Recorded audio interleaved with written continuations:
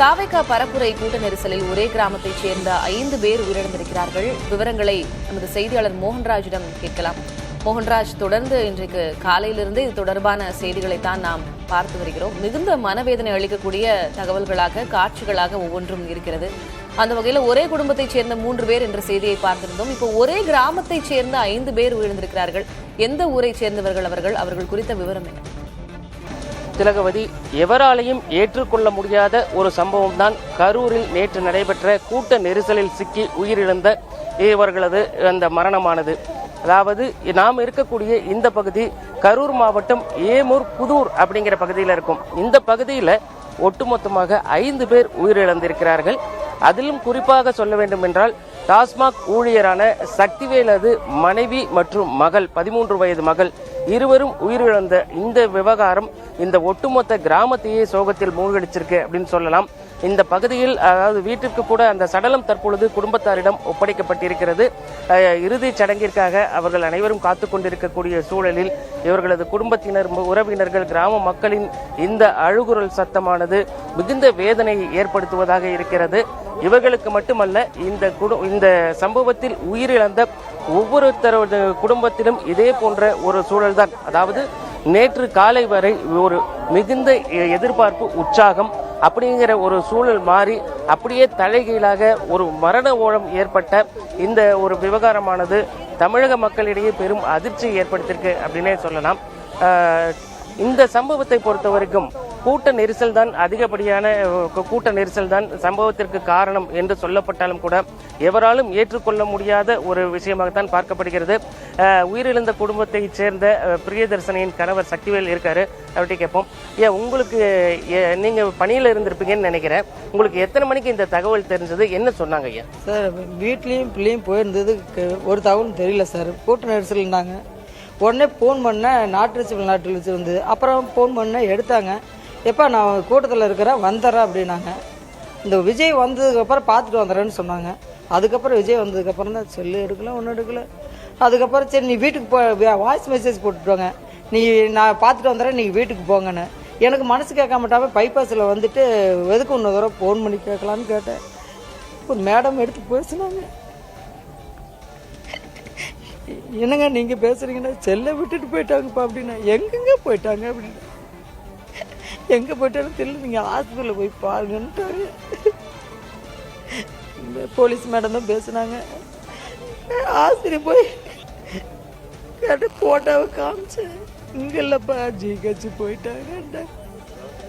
ஜிஹெச்சில் தான் என்னன்னு வந்து பார்த்தேன். இங்கே இல்லை, ஆயிடுச்சவே பிள்ளை போயிடுச்சு. வீட்டுக்காரம்மா என்னாச்சுன்னு கேட்டேன். வீட்டுக்காரம்மா கடைசி வரைக்கும் தெரியாம 1 மணி நேரம் கழிச்சு தான் தெரிஞ்சு. அது முடியாம பிரைவேட் ஹாஸ்பிட்டல் சேர்த்திருப்பாங்களாட்டுக்கு வந்து மார்ச் வெயிலுக்கு வந்துருச்சு. வீட்டுக்காரம்மா இழந்து பிள்ளை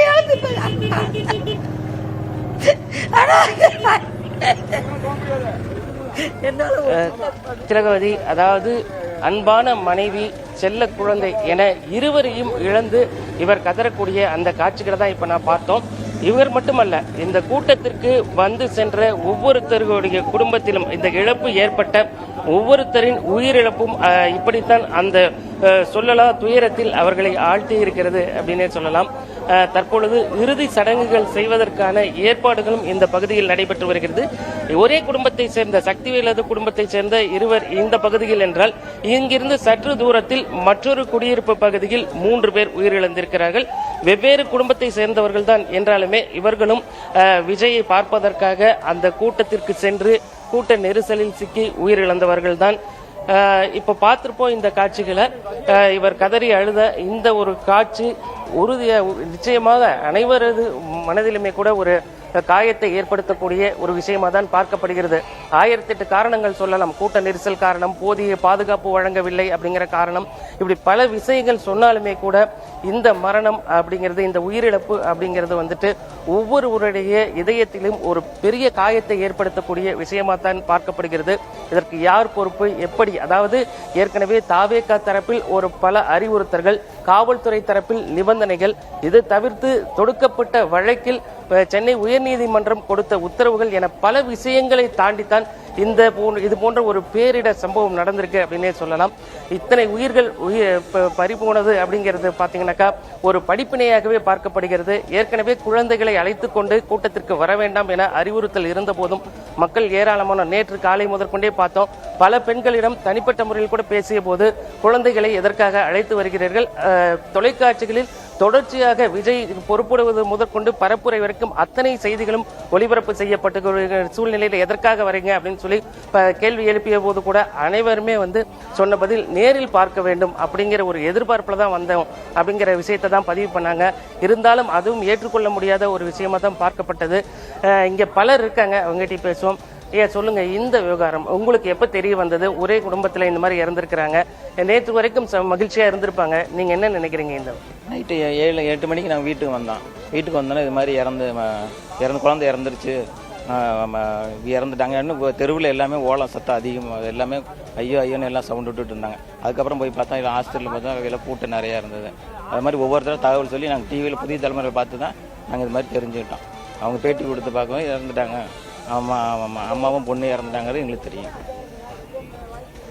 இந்த சம்பவத்தை பற்றி உங்கள் கருத்து என்ன நினைக்கிறீங்க? இப்படி இத்தனை உயிரிழப்புகள் என்ன நினைக்கிறீங்க இந்த சம்பவத்தை பற்றி என்னென்னா, விஜய் எழுந்திரிச்சுன்னு எல்லாத்துட்டும் அப்போ இப்போ எல்லாம் கடந்துட்டு வந்திருந்தார் அப்படின்னா எல்லாம் கூட்டம் அப்படியே கலைஞ்சு போயிருக்கும். எல்லாம் ஒரே இடத்துல அவர் கீழே உட்காந்துட்டு ஒரே இடத்துல இது பண்ண வந்ததுனால அவர்னால எல்லாத்தையும் கூட்டம் தாக்கு பிடிக்காம நான் பார்க்குறேன் நீ பார்க்குறேன்னு சொல்லி முந்திட்டு போயிட்டாங்க. அதுதான் கூட்ட நெரிசல் காரணம் நினைக்கிறேன். திலகவதி, அரசு கொடுக்கும் இழப்பீடு ஒரு பக்கம், விசாரணை மறுபக்கம் என அந்த விவகாரங்கள் ஒருபுறம் போய்க் கொண்டிருந்தாலுமே கூட இந்த இழப்பீடு உறுதியாக ஏற்கனவே நான் குறிப்பிட்டது போல எவராலும் ஏற்றுக்கொள்ள முடியாத ஒரு பேர் இழப்பு அப்படின்னு தான் பார்க்க வேண்டியிருக்கு. திலகவதி, தங்களது ஆதர்ச நாயகனை பார்க்க வேண்டும் என்ற ஆசையில் யதார்த்தமாக சென்றவர்கள்தான் உயிரையே விட நேரிடும் என்று நிச்சயமாக அவர்களுக்கு தெரிந்திருக்காது. அந்த தந்தையுடைய கண்ணீரை பார்க்கும்போது நிச்சயமாக மனவேதனை கொள்கிறோம். மோகன்ராஜ் தன்னுடைய மனைவியையும் மகளையும் இழந்து அவர் அழுவது சொல்லனா துயர், அதனை தாங்க இயலாததாக அவர் அழுவது நம்மளால பார்க்க முடிகிறது. அந்த வகையில இனி அடுத்த கட்டமான என்ன நடவடிக்கை எடுக்க போகிறார்கள் என்ற கேள்விகளை எல்லாம் தாண்டி இந்த துயரத்தில் பங்கெடுக்க வேண்டிய கடமை நமக்கு இருக்கிறது. இந்த நாள் யாருக்கும் இப்படி அமைந்திருக்க வேண்டியது இல்லை, ஆனாலும் அமைந்து விட்டது.